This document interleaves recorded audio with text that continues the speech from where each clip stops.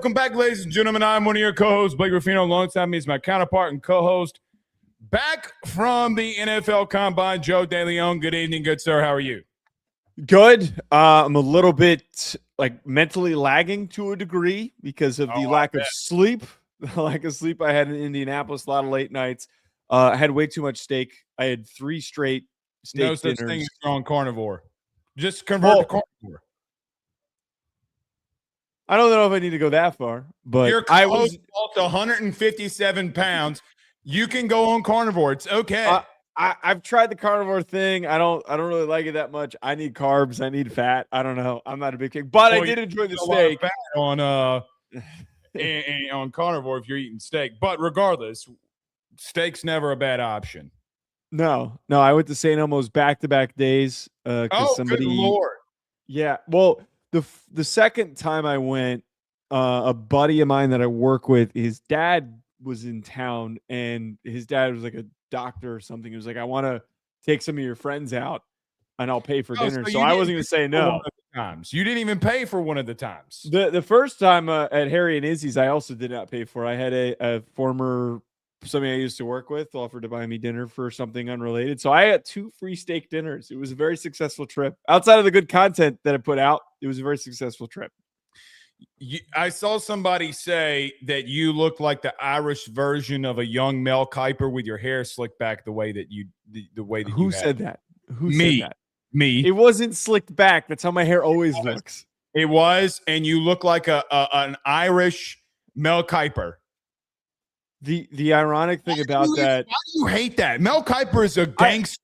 No, I love Mel Kiper. I look up to him. But the funny thing about that is, so A to Z Sports, one of the outlets I work for, me and Ryan Roberts do our draft show, and everybody at the company says it sounds like they're listening to McShay and Kiper, but a younger version. But everyone says that I'm McShay in that regard, and that Ryan is Kiper because he just yells at me and talks over me all the time. He does have a very Kiper vibe.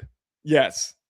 Well, I didn't agree with Ryan yesterday in reference to Mike Williams. I was in there listening. Washington. Mike Williams. Mike Washington yesterday. With that part being said, regardless of that, there were a lot of big-time players that made statements yesterday or this week. Jeremiah Love, speaking of running backs, some of these receivers making massive statements here. Some of the DBs making massive statements. How about Dylan Thieneman running a 4.37, absolutely electric? How about that one? But, John, I want to ask you, because we're just a college football show, was there a team that you thought presented themselves the best? You know, like for me, I thought Ohio State really did it, just being blunt. Now, people will say, well, Blake Cornell-Tate ran a 4.5. I got to be completely blunt with you. You and I, before this even happened, I've been saying, and I know you have as well, I don't think Cornell Tate's a top 10 player in this draft. So he did it pretty much exactly what I thought he would do. So it wasn't like some catastrophic thing for me. And I know that you and I have talked about that. But all in all, I thought Ohio State, especially at backer, my goodness gracious, great balls of fire. I mean, that they really stood out to me. And I got to be honest with you. On the offensive side of the football, a top 15 offense, now you see why Arkansas had a top 15 offense in the country with some of the things that they did this week, especially with Taylor Green. Yeah, Ohio State is obviously the right answer for this. And to your point, I think that Cardinal Tate is a solid prospect. I don't see him being more than being like a really good wide receiver too. He's not the same style, but his success is T. Higgins. Having that level of 1,100 yards, 1,200 yards, of being a really good second wide receiver. He doesn't play. How good T. Higgins, though, was, man. Like, that's a big statement. But he's still a second wide receiver. If he were to get traded to another team, he probably might end up being a bit wide receiver 1. I mean, considering some of the games that Chase was out and then he kind of steps up. I mean, I don't know about T. Higgins. I think that T. Higgins succeeds heavily because Jamar Chase takes a lot of attention away from him and he wins a lot of one-on-ones. So it's to my point that Tate likely is going to be a player who wins over the top because he's such a great route runner. But I don't personally see a player that is a dominant 10 catch a game guy, 100-yard a game guy on a consistent basis. I think that Jackson Smith and Jigba, the other former Ohio State guy, was a better prospect and is going to have a much better career than Cardinal Tate. But besides him, Lorenzo Styles running a 4.27. Igbinosun ran better than I thought he was going to at 4.45. Arvell Reese and Sonny Styles both running 4.46s. Absolutely nuts. It all comes down to Reese and Styles with their testing. And it goes to show what they brought to the table defensively this past year. I think that out of any prospect, both of their projections for what they do in the NFL, and the same could be said, I guess, for Downs, having played in an NFL-style defense with Matt Patricia coordinating it, I'm not going to have any questions. I'm not going to have anything to figure out on what they're going to do in the NFL. Their roles are translatable. They're very easily translatable. Well, here's the interesting thing about that, too, just so we're all blunt. The Style brothers went off. Yeah, They went cuckoo for Cocoa Puffs. With that part being said, there are a couple individual guys that I did think stood out, like John Stribling of Ole Miss, for me. To be that big, that size, and then what he did in the playoffs, and then you turn around and Stribling runs a 4.36. That is unreal. That is unreal to me. I did not think that he would run that fast at 6'2", 210 pounds. Regardless of that, I did think that the wide receiver room, okay, for whatever it's worth, did stand out a lot to me for whatever reason. I don't know why. I guess I just thought that a lot of them would be slower. Mm-hmm. But, Joe, I got to be real with you, man. It was a really, really, really good combine because a lot of people thought that a lot of this, like the combine would be down, right? Or the draft would be down. All I saw was a lot of very athletic dudes at that combine. So Ohio State leading the board, and I got to be completely blunt with you. Diego Pounds, hello. I don't give two shits that he's 5'9". I could care less. If you can jump 43 and a half inches on a vertical and run a sub 4.3, and the way that he plays and the way that he tackles, sign me up. Screw the 5'9". Screw it. I don't need measurables to tell me how good this dude is. He ran a 5'9". No, he didn't. No, a 4.9. Oh, no. 4.9. No, he's 5'9". Oh, are you talking about Pavia? Did you say Pavia? No, I'm talking about Pounds. Diego Pounds. Pounds. Is Diego Pounds not the offense? D'Angelo Ponds. Why I keep Diego Pounds is the Ole Miss offensive lineman. So I was like trying to pull up. I'm like, what? Ponds ran a 4.3 at 5'9". He is and 43 and a half inch vert. Yeah, super explosive. He is regarded as like one of the best guys to pay attention to on day two. And he's one of the best corners in this class. I think he's going to be an awesome slot corner. I think he's going to be like maybe a Devin Witherspoon type of a guy in terms of his impact. Won't could get drafted that early, but just a lockdown player in the slot that you know is going to get their job done every single play. I like him. I'm a very big fan of him. Here's another thing. Sidebar. Okay. To all of those kids that did not participate, I don't think that they should get combine invites. The only problem with that, though, is they do this for interviews, though. The main priority is the interviews. I could care less. Let me give an example. I don't care if you give some of these quarterbacks or top 5 picks or projected top 5 picks and they don't work out. There are players that should have worked out that did not. I don't think and I'll even go for my team. I don't think Fernando Mendoza needs to work out. I don't think Mansour DeLeone needs to work out. Those guys, it is what it is. Mm-hmm. There are other guys that were there that didn't work out, and you're not going to be in the top 3 rounds. You're too conceited. You think too much of yourself to not go in there and work out. When I got a linebacker room, Sonny Styles didn't have to do shit. Abel Reese didn't have to do anything. So, I'll go back to my team. Harold Perkins, what are you doing? What are you doing? Him not testing doesn't make any sense. It's idiotic because what would have happened the next 3 weeks? Because here's what the truth is. He's going to run a sub 4.4. Okay. The next 3 weeks be like, oh, well, if somebody can find the right role for this level of athlete, you're screwing yourself. You're screwing yourself. So it's not just him. I just have a massive pet peeve. Unless you're in the top 10 to 15 picks and you better go work out. I am tired of this soft mentality. You go there to compete. That's why I love the Sonny Styles ran. I love that Abel Reese ran. Like, you go there and compete. And look, Anthony Hill did himself no favors. And technically running, that's what people are saying.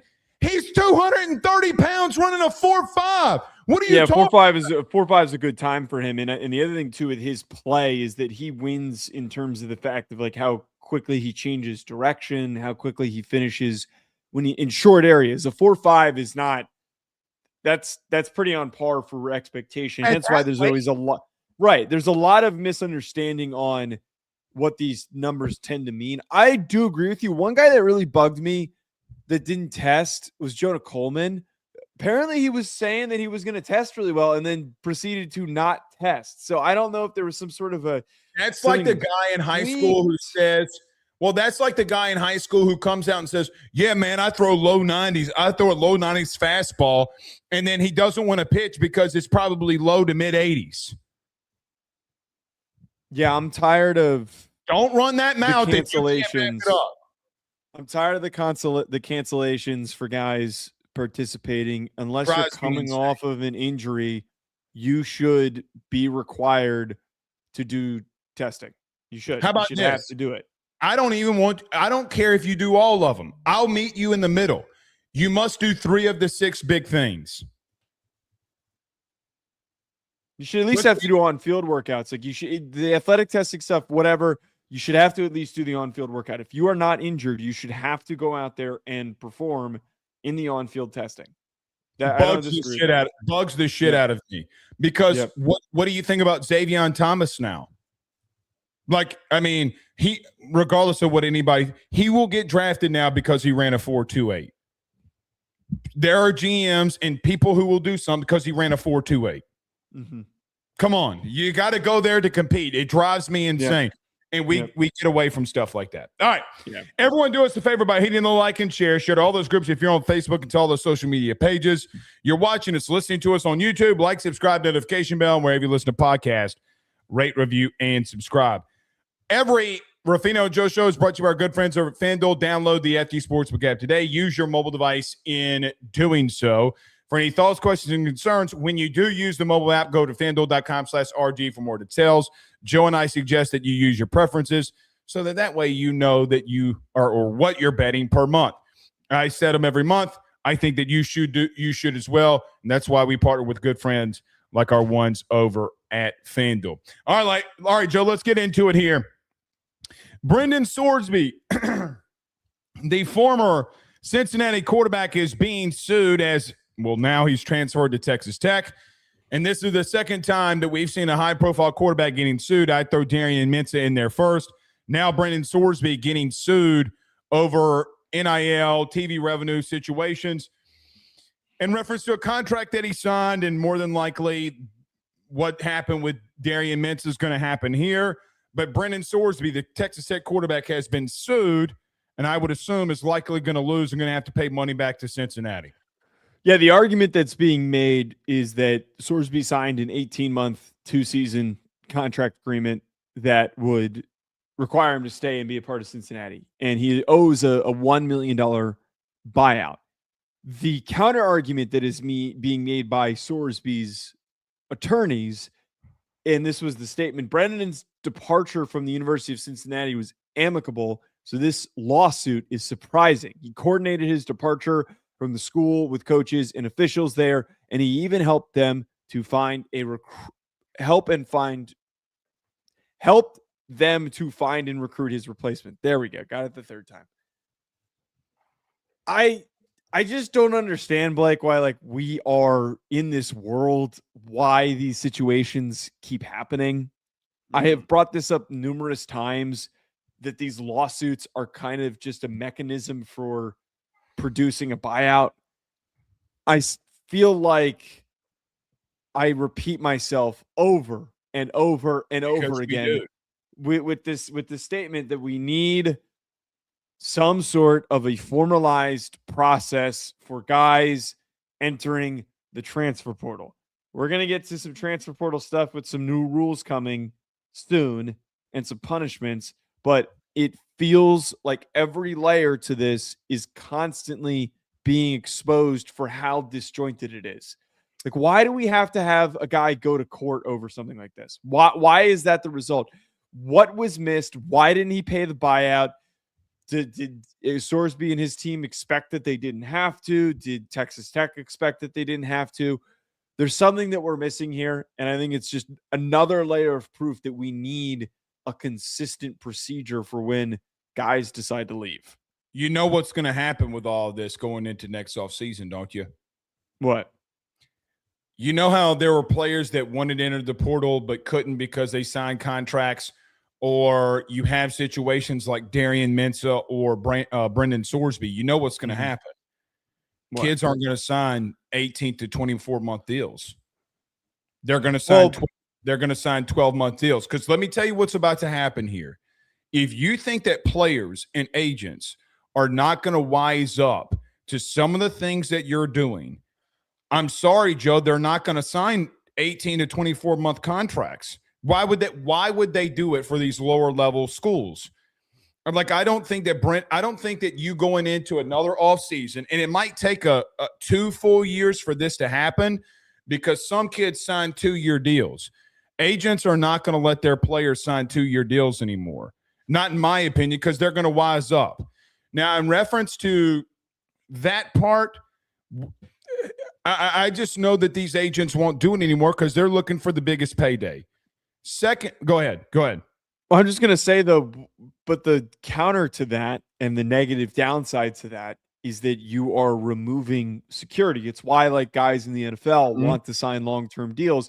You want to time it effectively, but you sign a long-term deal so that whatever happens at the end of the season, you get hurt, you underperform, season goes poorly, you still are knowing that you're guaranteed money. I know of a school that essentially forced kids out by saying, we're cutting your NIL money in half. Yes. We're cutting the amount of money in half because you're technically back up for your contract being extended or whatever regard. And they were told, hey, you're going to get less money. We're going to spend that money on somebody else. So that's the downside of it. I don't disagree with you, but I do think that you're foregoing a lot of security.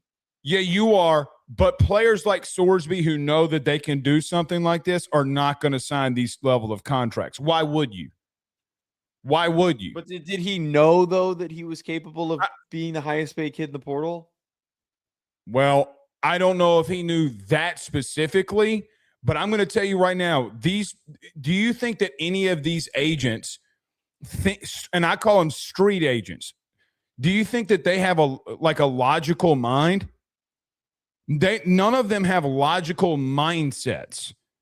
Okay, and so even if that does happen, Joe, do you think Texas Tech isn't going to give him somehow $1 million through NIL to pay it? If this goes sideways, they don't care.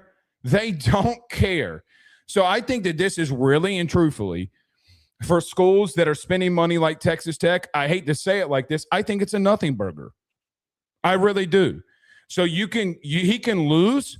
Do you really think that the guy who's over the SCORE Act and is going to be in the round table with Trump literally in a couple of weeks, and I'm sure that will get kicked back as things around the world are happening? I'm not going to go there, but regardless of that part of it, do you think he cares? Because he's out tweeting literally after they got their teeth kicked in by Oregon, saying this isn't going to happen again. And everybody knew what he was talking about. So I think to some extent it saves some of these lower schools if they're doing this and there's buyouts. But here's the real thing that people should have learned in this. Cincinnati paid Brendan Sorsby $1 million. For a school like that, who's not, I'm not saying that is or isn't a lot of money in today's world. You don't think of Cincinnati giving a quarterback $1 million, because I didn't. I surely didn't. So just to give an understanding of what some of these other teams in the Big 12 are spending for quarterbacks, there you go. Like, there's your market level. So if you're a quarterback in the Big 12, you're probably going to make anywhere between $1 million to $2 million. That's what the real takeaway for me in this was. Because I don't think there's any, like, Joe, for me, I don't think that there's any question whatsoever that Texas Tech is going to find a way to give this kid money to pay it. Like, my gut says I don't feel that way. But I think players are going to find a way to, I don't know how, I just don't think they're going to sign 2-year contracts moving forward. Why would you do, for these lower level schools, I just don't know if I see it anymore. Maybe 18 month, maybe. Well, 18 month is 2 seasons. Well, I mean, if you signed it right now, like, let me give an example. If you signed an 18-month contract today, hypothetically speaking, March the 1st, it would be right before the season started. Well, I think that the language of it, forget the timeline. I think that the more, because the way that it was framed in the article was 18-month, it would be more so 2 seasons, to your point. You're not going to sign a guy for an off season. You're going to sign him for 2 upcoming seasons, whatever it is. But I do agree with you. That's why my reaction had nothing to do with the amount of money. Texas Tech has $1 million coming out of Cody Campbell's ass. There's money for him to pay. Joe, one of his oil wells today, with what's going on around the world, made $1 million.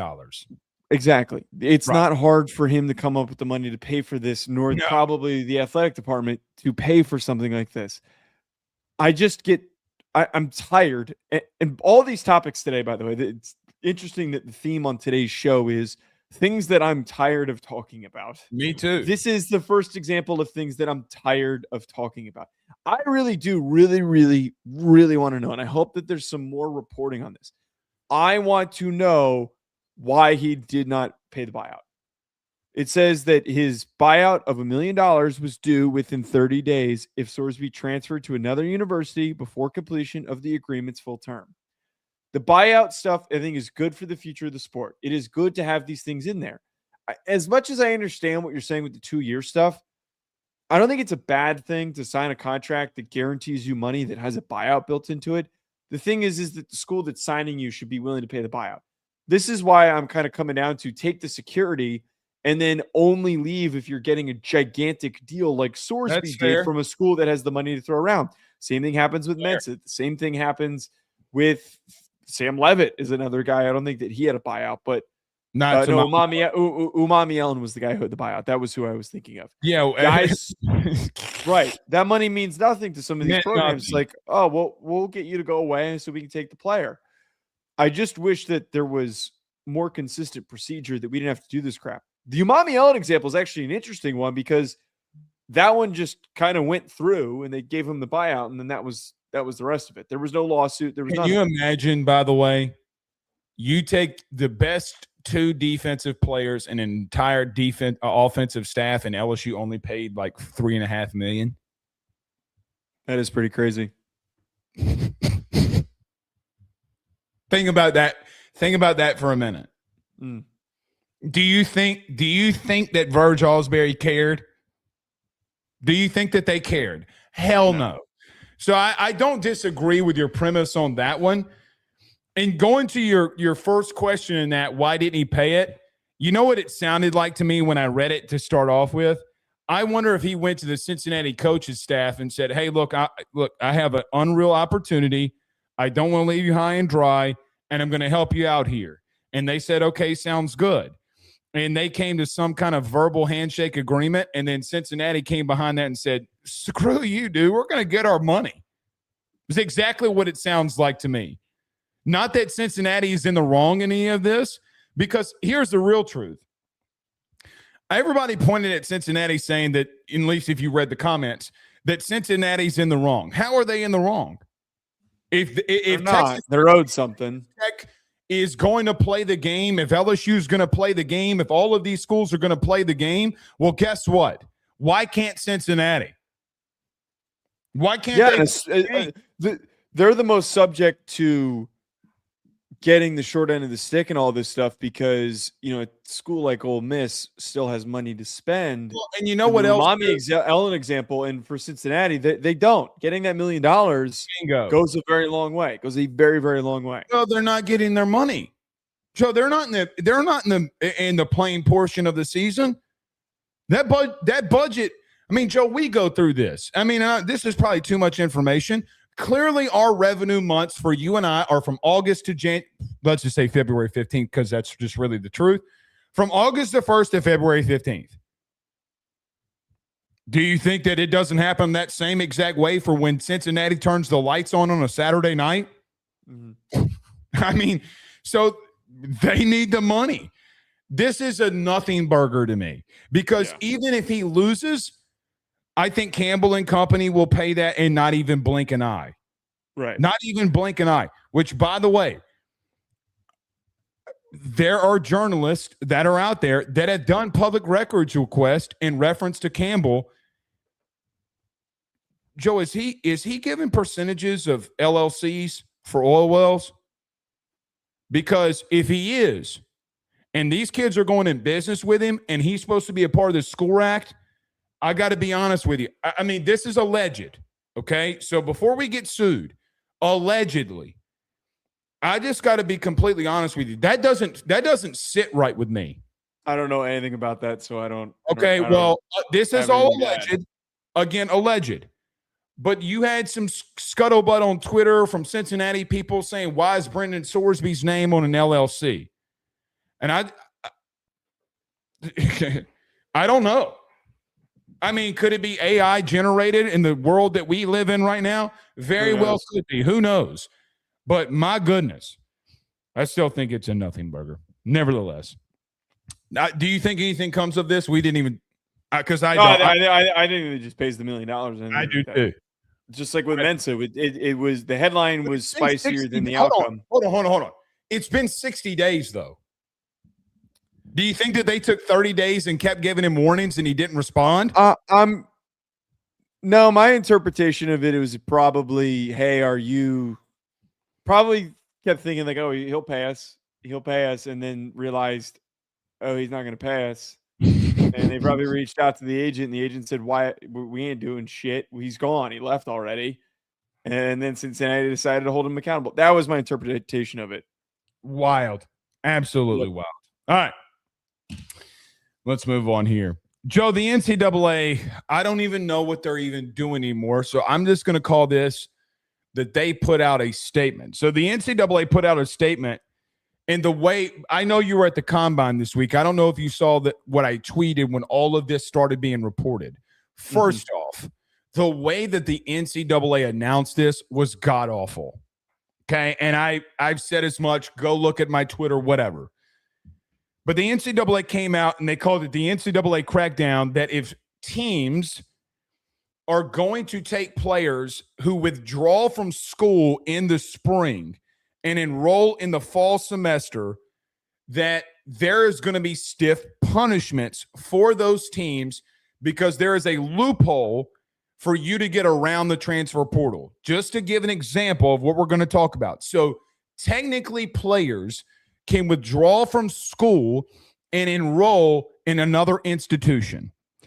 The NCAA is trying to combat that before it happens without a second portal window by saying, and I quote, that if coaches or teams receive players that withdraw from school and enroll somewhere else and play for that team, that potentially a coach would have to have no contact for 6 games and would serve a 6-game suspension, that the university would be fined 20% of their football budget and potentially 5 scholarships, even though the Big Ten and SEC have gone to 105. 5 scholarships would be taken from the university. I understand why they've put out this ruling. Joe, what are your thoughts in reference to this loophole in the transfer portal? What do you think of how the NCAA has now reacted to it? I think that we do need a degree of harsh punishment delivered. And I think that what is being presented is fair. A lot of the things that we talk about, Blake, is the chaos that is created. Ridiculous, though. 6 games is ridiculous. Half the season. Don't do it. Don't do it. Don't entice a kid to leave and then do this whole hokey pokey with leaving the school that they're currently at. Can I rudely interrupt you very quickly? Okay. We still have college coaches, position and coordinators going to the NFL.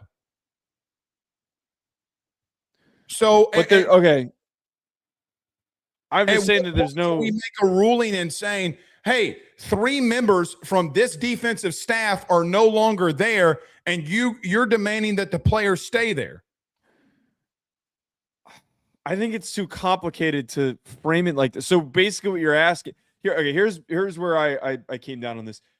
Coaches constantly complain, and then we also complain about how the timing of the transfer portal is a serious issue. It's a serious problem. The NCAA deciding to not only enforce the timing of the portal, but as aggressively as possible is the way that we mitigate that. Now, the timing, to your point, I think it should be in the spring. We should have one window, and it should be in the spring. Agreed. But the concept of how it is handled to deliver a punishment that is this aggressive, I think is what is necessary. I think that we need something like this for a process that is so simple. I think that this needs to happen in order for the NCAA to be able to get back some of its power to enforce other major issues. I also partially read into this as a way of enforcing tampering, because part of the language that was brought up by this, I know that the whole emphasis was not allowing guys during the spring to just enter the portal and not enter the portal, unenroll and then re-enroll. Part of the wording on this was a punishment for taking a player who did not indicate that they were entering the transfer portal. Mm-hmm. That is essentially Exhibit A, Darian Mensah. If a kid is not making it clear that they're going in the portal, that is what tampering is. I think that this is a multi-layered effort by the NCAA to regain as much power as possible. One thing that I found interesting when I was reading a separate but similar article from Ross Dellinger, he had written in here that during the House settlement negotiations in the fall of 2024, the Division I Board of Directors instructed the NCAA to pause enforcing anything tampering related, and I'm sure it is probably related to this. It's why Xavier Lucas in Miami were not held accountable for his movement. Mm-hmm. I think that now, and it was emphasized in this article, now they're going to start to be more and more aggressive. Like we can't shit on the NCAA for not doing anything. I agree. And then get pissed at them when they decide that they want to do something. All right. So we've talked about this a lot. I agree with you fully. I think 6 games is a bit egregious. Okay. Half of a season, I think, is a bit egregious. 20% of football budget is also egregious. It shows that you need money and that you need it now. With that bar being said, let me play a little bit of devil's advocate. I've already done that once. You're 1,000% correct on that it is a scheduled issue versus anything else, right? So this is 100% a scheduling problem because coaches are leaving. Like, Joe, I know Pete Golding's calling plays, but the Ole Miss defensive coordinator is now the defensive coordinator for the Falcons. Okay, so we have these situations that are ongoing. With that part being said, we've already talked about how the schedule is messed up. But let me give you another devil's advocate. Hypothetically speaking, are these students who are athletes, or are these athletes that are students? So we go back to the question of, and I'm just asking, would any other college person across the country be held accountable if they transferred schools? If somebody were to sue, hypothetically speaking, wouldn't there be a case that says, well, that's not what's going on with every other person? And if you remember 4 years ago, our conversation about NIL was, well, if somebody else who is a college student, well, they can go out there and make money. So why can't the players? So now I ask, when that started all with NIL, is there a potential way that the NCAA gets sued on this again. And then all of a sudden we find ourselves back at square one, because at some point that is going to happen. For whatever reason, it's going to happen. And I don't know what, how, or when, or why, or what happens. But my question would always be, you don't do that for other students. So why are you doing it now? My interpretation of this, and maybe I'm missing something. If you notice, all of the punishments have nothing to do with the player. The players. Right. None of them have. So theoretically, the NCAA is establishing, if a player were to do this, we would not take it out on the player. The player would be able to theoretically and unenroll and then re-enroll. They'd be able to do that.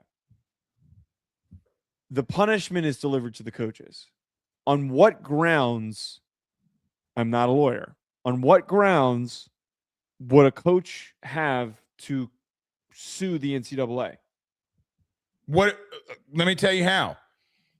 I mean, Joe, with all due respect, I mean, Trinidad Chambliss.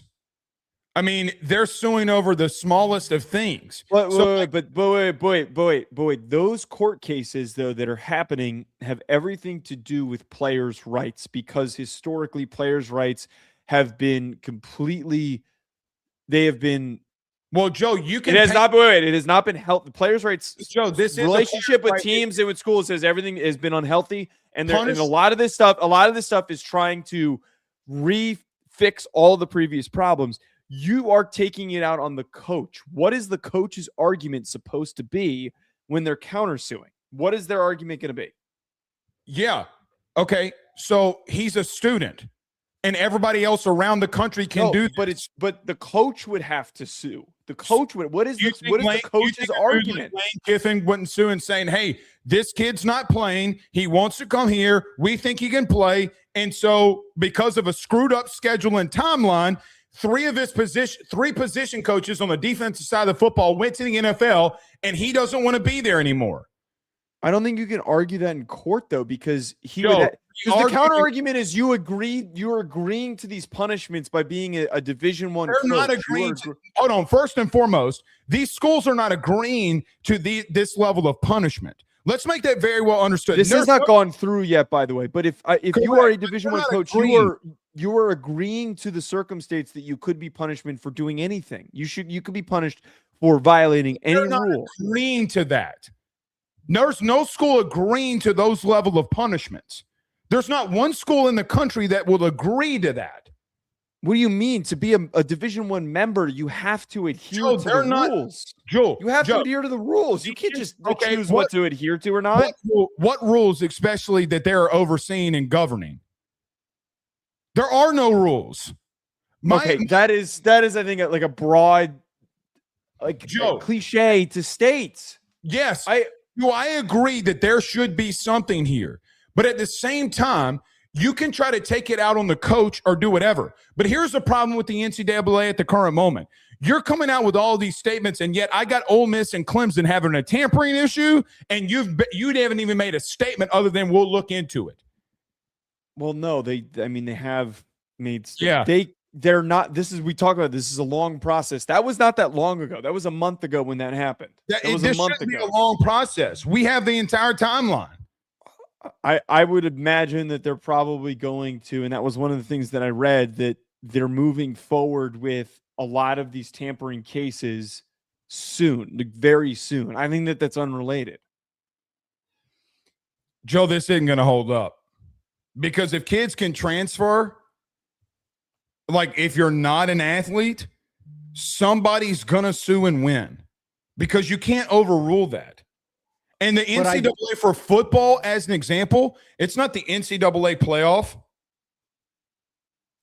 It's not. Wait, but Blake, at the end of the day, again, it has nothing to do with the player is not going to get punished. So that would the coach would have to, the school would have to have the thought process of, let's risk testing if we will get held accountable if we sue them for taking this player. That is a pretty big risk for them to take on Sure. to miss a coach for 6 games and to be fined Joe, 20% of its football budget. Yeah. And you know what? You know where I come back in all of this? You say all of that shit until the Michigan situation happens. They were still held accountable. They had a massive fine and a 2-game suspension. But we also have talked about how we don't know if that whole thing, the whole entire process of the lack of institutional control is not done yet. We've acknowledged that. No, that part's over. They can't go back. The Sharon Moore situation is over with. It's over. So they talk all this shit and they run their mouths, even though when they go to court and they get pressed, they don't do anything.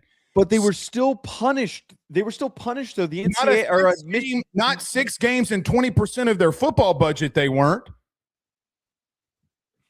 Because on field, I don't want to relitigate the Michigan thing. Yeah, because Connor Stallions wasn't on field. I mean, I feel like I'm having the argument all over again about NIL. And then when NIL came out about 4 years ago, it was coaches that would get popped. Like I think of Mason Smith as an example. Mason Smith signed a jersey, got paid. They went after Orgeron. They go after the NCAA in a civil suit and win.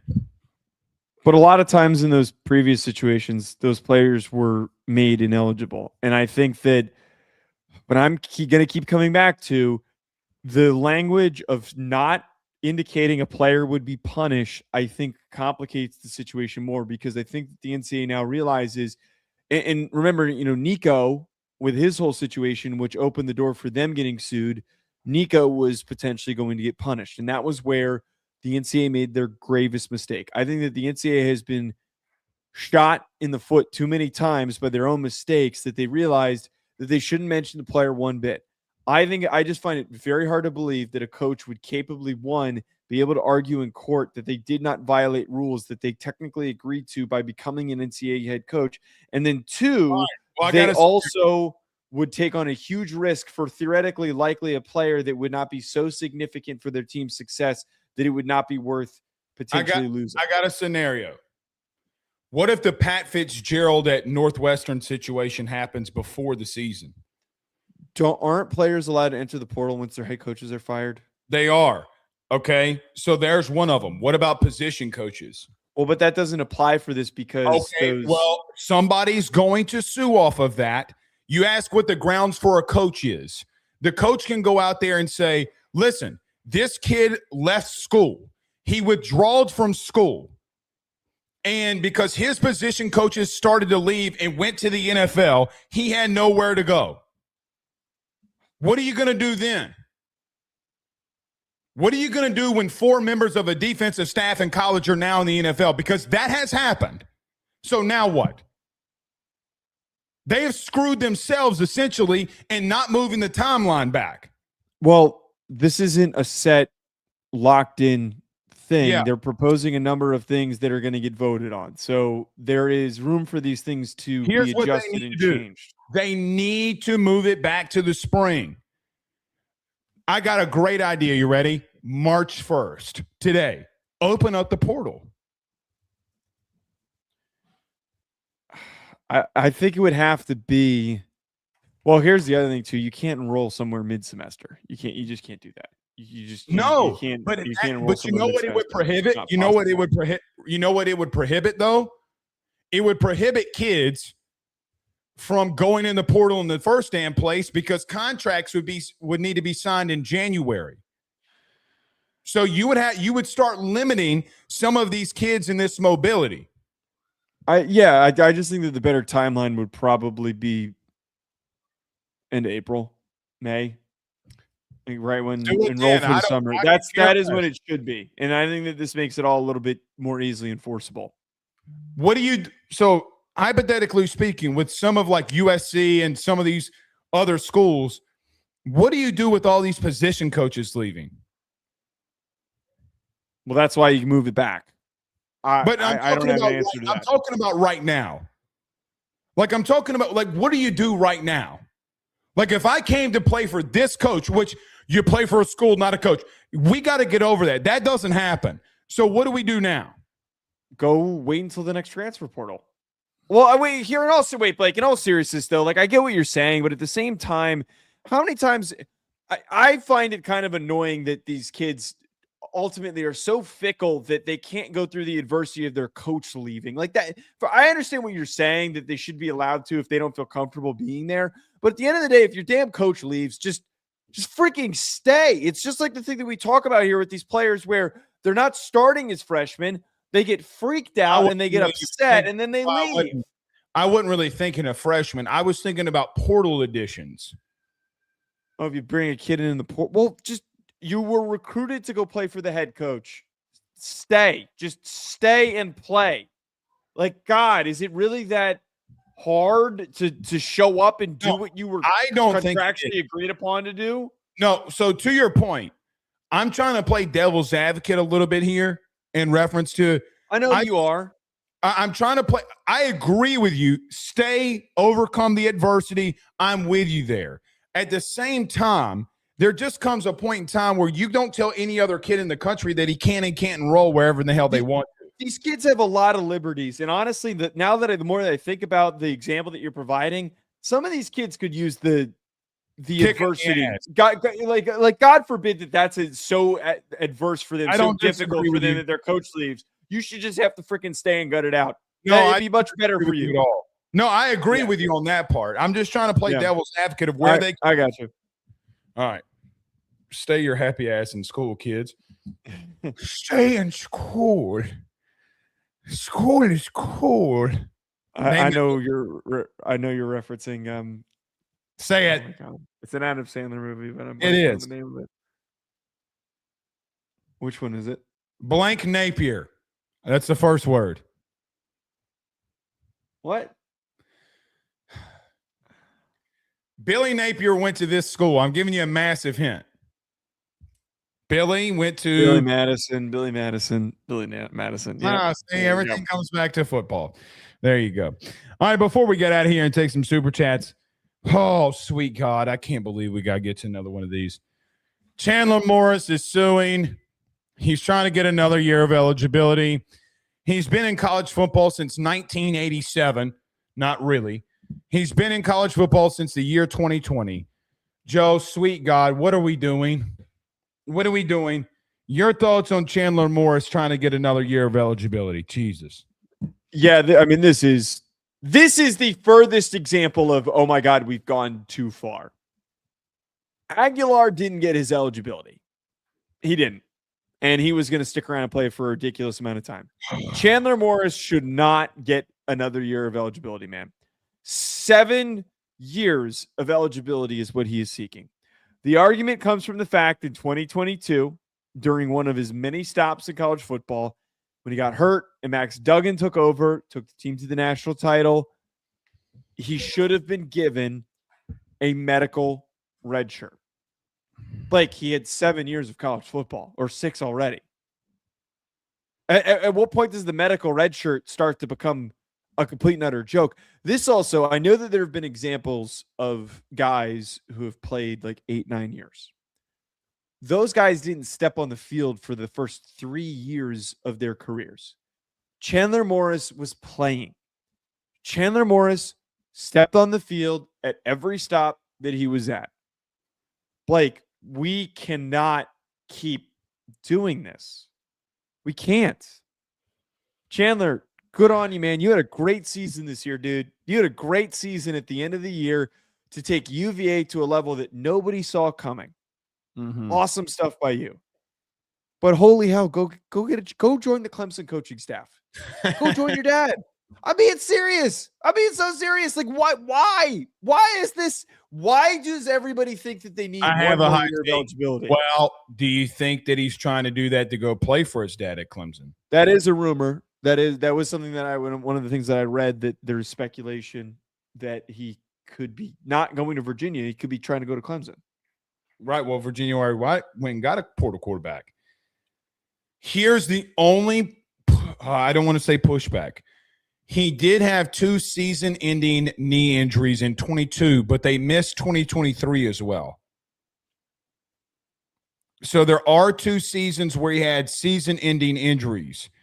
He didn't overgo that 4-game sample size that the NCAA sets hold in. But good God, man, this is going to be 7 years.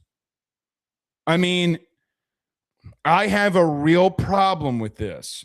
Now, Joe, the question would be, do you give grace with a guy who had 2 season-ending knee injuries? Do you give any level of grace at all? That will be the conversation. Here's where I would say, if you're Chandler Morris, how do you give one to Trinidad Chambliss but not to Chandler Morris? I'm asking you, how do you do that? Wait, did Trinidad didn't get a 7th year of football though? No, but he also didn't have 6th year. But he also didn't have 2 season-ending knee injuries. And here's the truth about Trinidad Chambliss: we're talking about tonsillitis versus ACL reconstructions. I mean, Joe, go. But it's a whole year, though. It's a whole year difference that we're talking about. It's a whole 2-year difference. But he had 2 knee constructive injuries. My question would be, though, if you're going to grant one of them, why didn't you grant one for Chandler Morris? Because he doesn't have a medical. He played a whole other year. Okay, well, he had a redshirt year and he had the COVID year. Then he played 4 years. He never received a medical red shirt for getting hurt ever. So regardless of the time frame, how do you not grant him? This is the problem I have with this. I don't want him I don't want anybody playing 7 years. I think it's a farce. I think it's a joke. I don't think it should be allowed. So if you're asking me, I don't believe that he should play. My problem in that is how do you grant one guy, a quarterback, another year of eligibility over a tonsillitis versus a guy who had 2 season-ending knee injuries?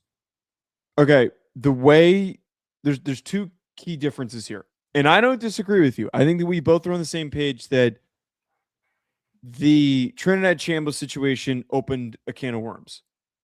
The key difference here for me, actually not for me, for this, is that it was easier for Ole Miss, or for Chambliss rather, to argue that the school that he was at Ferris State let him down by not knowing how to properly file a medical waiver. That was the argument. The argument was that they did not effectively, it had nothing to do with that he deserved the medical waiver. It was that they did not file it because his coaching staff did not know how to do it, nor did they even consider doing it. Meanwhile, your dad's been a sitting P4 head coach, and you don't know how to do it. No. That's Chambliss, not Morris. Oh, okay. I see what you're saying. Okay. The difference with Morris is that, from what I read, is that they did request the waiver and he didn't get approved for it. So it's a more of a retroactive request of, I should not have been denied. So how does a guy not get approved for a season-ending knee injury, and then another one gets a? Well, see, here's the thing though. The NCAA did not approve Trinidad Chambliss. They denied him twice. Joe, the truth be told, I think this goes to court and he wins. This one, I think he wins. 2 season-ending knee injuries. He's going to go. You mark my words. He's going to Clemson. You mark my words right now. I would think that the courts are going to have a little bit more sense on this. Also, I find it kind of hard to believe if the biggest aid in Chambliss, let's call it what it is, and we've said this, the fact that he had a judge that was a Ole Miss homer. I don't think that there's a Virginia homer that's going to treat this the same way. And if he is intending to go to Clemson, why would they help him? Why would they help him? I don't know. I don't think he's going to win this, dude. I really don't think that he's going to win this. And just to reiterate the timeline of his eligibility, He started his he was in his freshman season. He began in Oklahoma in 2020. Yep. So he has the COVID year. Yeah, the COVID year, and then he was at Oklahoma in 2020. And TCU from 21, 22, 23. So that's 5 already. Redshirted in 2021. Yes. Played. So it's not just a. Yep. Never received a medical red shirt. But then he also went to North Texas in 2024, and then UVA in 2025. Yep. Mm-hmm. So what are we talking about here? No. Okay. So hold on. I agree with you. I do not believe that he should play. I'm having a hard time overcoming you giving Trinidad one and not him. One guy got a tonsillitis. The other guy literally was on the field and had 2 brutal knee injuries.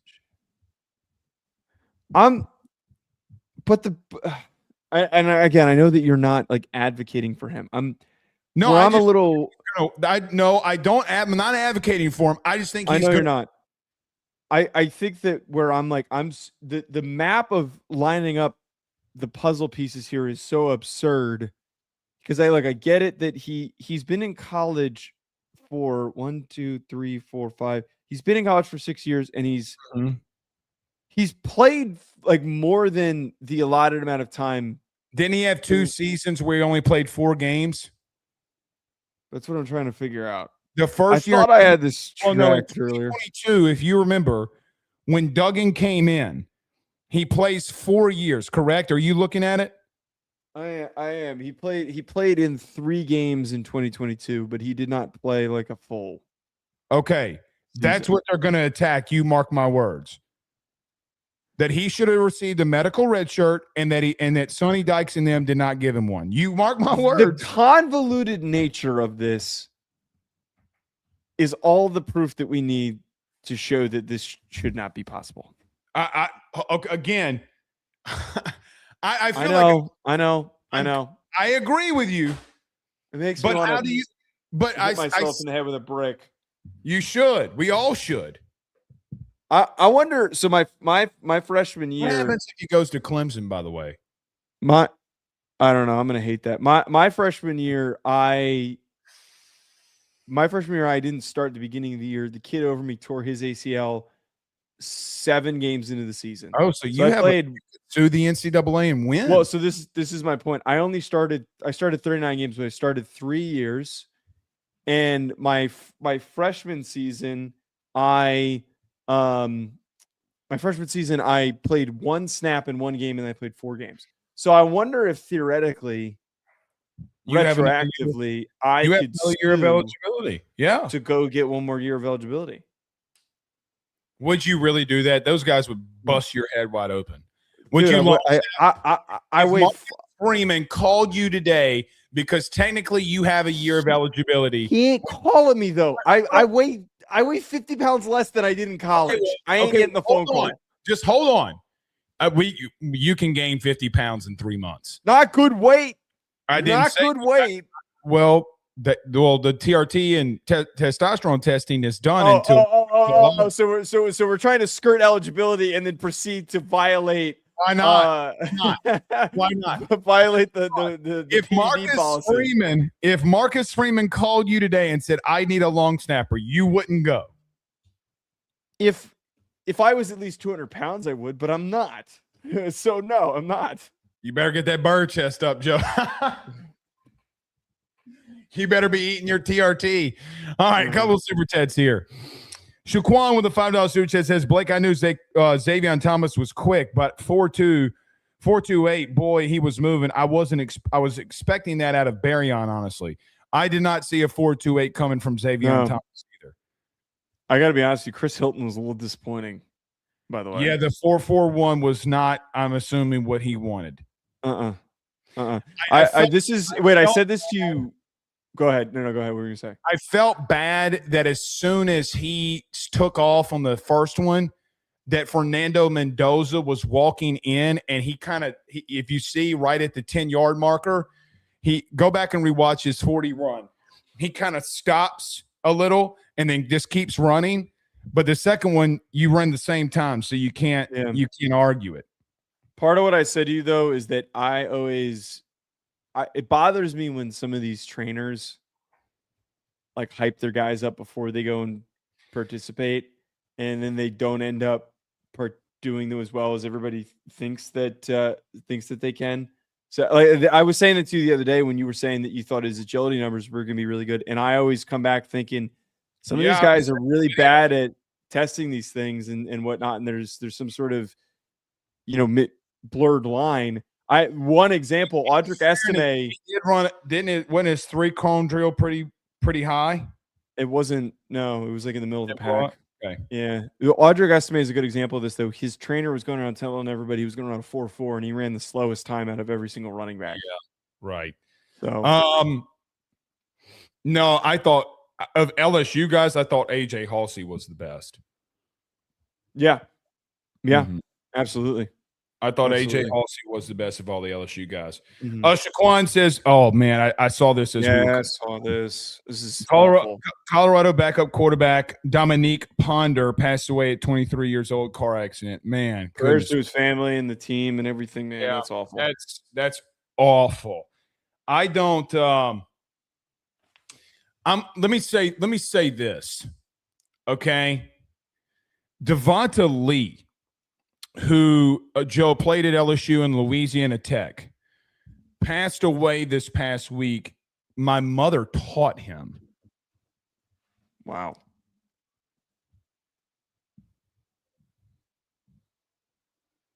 I don't even know how to process some of this stuff. Yeah. And I know that college sports over the last week or so, 10 days, a friend of ours has been getting popped because of an interview or whatever. Mm-hmm. Like even today, we are all human. Right. So to the Ponder family, I'm praying for you, man. The Lee family. I talked to Lucretia Brown, Devonta Lee's mother. I mean, this is just awful, Joe. This is awful. I hate to hear all of that. Yeah, we're praying for him. Raymond says, Joe, what do you think of Notre Dame offensive linemen of Black, Knapp, Craig, Jagasaw, and Lambert? Let's hope Rudolph finally figures this out. Yeah, I think the biggest thing for me is that Notre Dame, some people were trying to frame like losing Wagner as a big issue. Wagner was told that, hey, man, we've got other guys coming up. You know, there was communication that like, hey, we want to get some of these other guys on the field. If you think you want to test the NFL, good on you. I know he was considering, I believe he was considering entering the portal. And good on him for jumping to the NFL and trying to test those waters. The Jagasaw's got to stay healthy. Yeah, man, no more ATVs. That's the biggest part with this. So I'm intrigued by Knapp, though. I think that Knapp's a kid who can get drafted pretty early next year. Well, and here's the crazy thing, Joe. He started at left tackle when you and I started this show. Yeah. I mean, playing a lot of ball, man. It's very similar to Joe Alt. Very similar to Joe Alt, where like wasn't the big name recruit and then started unexpectedly as a freshman, and then bam, out of nowhere, he's the best offensive lineman. Well, and here's another thing too for fan bases: just because a kid sucks as a freshman doesn't mean he's not going to be a good player. Right. I mean, right. Absolutely. If you remember, people were going for that young man's head, like, "Oh, you stink." Oh, yeah. I mean, can you give a freshman some time, for crying out loud? I mean. Good Lord. I don't know. I do think Notre Dame's got the best offensive line if Jagasaw stays healthy. I do agree. I do agree, and I think that he can be that kind of key piece, but he's gotta stay healthy. I worry about him stay with me. I worry about early season physicality with him. When you're out that long, it's just a different beast. It's a different beast. Let's see. Wait, to his defense, though, he jumped right in against Penn State and played really well. He did. Just put him in bubble wrap. I'm not letting him leave his dorm. That's I'll give him all the hookers he needs. I'll give you a PlayStation 5 and hookers at a Catholic school. All right, Hugh Freeze. I mean, it worked for him. Look at the guys he produced. He's unemployed. I mean, Rick Pitino. Also, Rick Also, Pitino, one of those guys. Wait, one of those guys has had a good NFL career. The other two were dog shit.